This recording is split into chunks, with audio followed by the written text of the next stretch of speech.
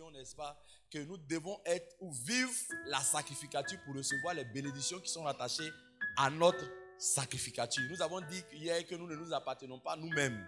Un enfant de Dieu doit savoir qu'il ne s'appartient pas lui-même. Il a été racheté à un grand prix. Et vous devez savoir pour manifester votre... Moi ce soir je parle des fonctions des sacrificateurs. Hier j'ai parlé des prérequis, mais aujourd'hui je parle de la fonction ou des fonctions des sacrificateurs. Il y a 3 fonctions principales qu'un sacrificateur doit remplir. Mais je vais nous dire, pour que le sacrificateur puisse remplir ces 3 fonctions de façon effective, la chose qu'il doit avoir en tête, ce sont les autres. Donc la conscience des autres va te donner de vivre de façon claire ta sacrificature. Regardez le sacrificateur, tout ce qu'il avait besoin de faire. Il intercédait, il considère l'Éternel pour le peuple. Ça c'est un de ses rôles. Deuxième rôle, c'est qu'il faisait, il offrait des parfums et des sacrifices pour les autres. Puis troisième, il intercédait pour les autres. Mais vous allez remarquer que dans ces 3 fonctions principales que je viens de vous donner, c'était pour les autres. C'est pourquoi vous allez remarquer quand Zacharie rentre dans le temple, qu'est-ce que l'ange lui dit qu'il étonne? Il dit ta prière a été exaucée. Pourquoi? Parce qu'il n'est pas rentré pour prier pour lui.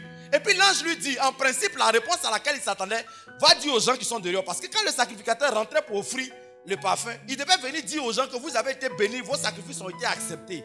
Mais la Bible dit qu'alors qu'il est dans le temple en train d'offrir, n'est-ce pas, des sacrifices, l'ange lui dit, ta prière a été exaucée. Le gars est étonné parce que ce n'est pas ce qu'il voulait entendre. Il voulait entendre, les autres ont été exaucés. Un vrai sacrificateur, c'est aux autres qui pense. Et la vie sur la terre n'a de sens que quand tu commences à penser aux autres. Et beaucoup de gens aujourd'hui vivent comme si les autres n'existaient pas.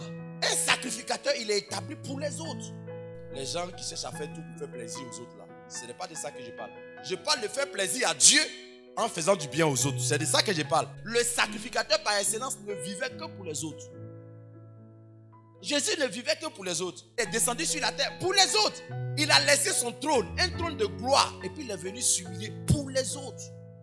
C'est en fonction du nombre de personnes à qui tu veux faire du bien que Dieu aussi met certaines choses sur ton chemin. Jésus a travaillé pour les autres. Il s'est sacrifié pour les autres. Il est mort pour les autres. Son ministère était pour les autres. C'est le fait que je pense aux autres qui m'ont donné d'être là aujourd'hui. Je t'assure, quand vous pensez aux autres, ça va vous amener à faire certains sacrifices. Je te dis, ça va t'amener à ne pas dormir pour que d'autres dorment. Tu sais que ce n'est pas pour aider les gens que Dieu t'a levé. Qui sait? Qui sait? Qui sait? Qui sait? Si ce n'est pas à cause de ta famille que Dieu t'a sauvé aujourd'hui. Qui sait? Qui sait?